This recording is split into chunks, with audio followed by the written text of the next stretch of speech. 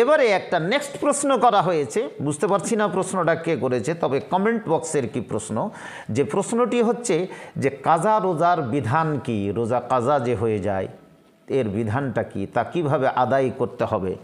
প্রিয় দর্শক ও শ্রোতা মণ্ডলী, এই প্রশ্নের উত্তর হচ্ছে, তার জবাব হচ্ছে, যদি কোনো রোজাদারের যদি বিশেষ কোনো কারণে যদি রোজা ছুটে যায়, তাহলে পরবর্তী রমজান আসার আগে আগে যে সময়টাকে সহজ মনে করবে, যেটা মুনাসিব মনে করবে, তার জন্য যেটা শিডিউল বা সুইটেবল টাইম মনে হবে, সেই টাইমটাকে উপযুক্ত মনে করে সে রোজা আদায় করবে, কাজা রোজা আদায় করবে। এবং আর এই কাজা আদায় করা তার জন্য কি অপরিহার্য,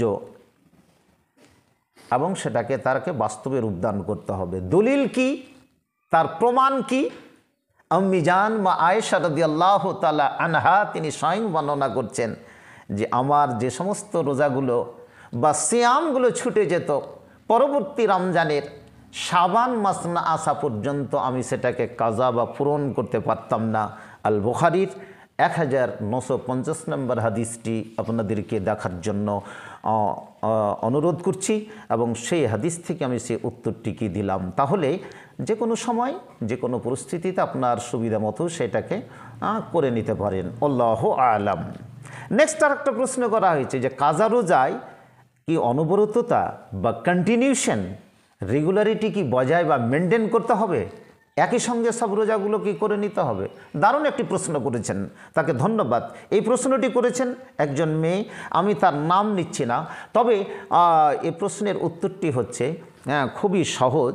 যদি সামর্থ্য থাকে পরবর্তী রমজান আসার আগে আগে যে কোনো মাসে যে কোনো দিনে যদি মনে করুন যে 5 থেকে 6টি বা 7টি 8টি 10টি রোজা তার ছুটে গেছে, রোজাটাকে কাজা করবে বা রোজাটাকে বাস্তবে রূপদান করবে, তাহলে ছেলে মেয়ে জি আবাল বৃদ্ধা বনিতা যারাই কেউ আছেন যাদের রোজা ছুটেছেন, যদি সামর্থ্য থাকে তো একই সঙ্গে করে নেবে। কিন্তু জরুরি নয়, এটা শর্ত নয় যে একই সঙ্গে 6-7টি রোজা বা 10টি করবে, পৃথক পৃথকভাবে। আজ মনে করেন যে একটা করলো, দুদিন পরে হয়তো আর একটা করলো, বা একই সঙ্গে দুটা করলো, মধ্যখানে একদিন বা দুদিন ড্রপ করলো, তারপরে এভাবে করতে করতে কি শেষ করে দিতে পারে রোজাগুলো। তবে এক্ষেত্রে দলিল পেশ করা যেতে পারে যে কন্টিনিউশন বা অনবরততার যে এটা শর্ত নয়। আমাদের রাইসুল মুফাসসিরিন ইবনে আব্বাস রাদিয়াল্লাহু তাআলা আনহুমা তিনি বলছেন, পৃথক পৃথকভাবে রোজা আদায় করলে বা কাজা করলে কোনো অসুবিধা হবে না।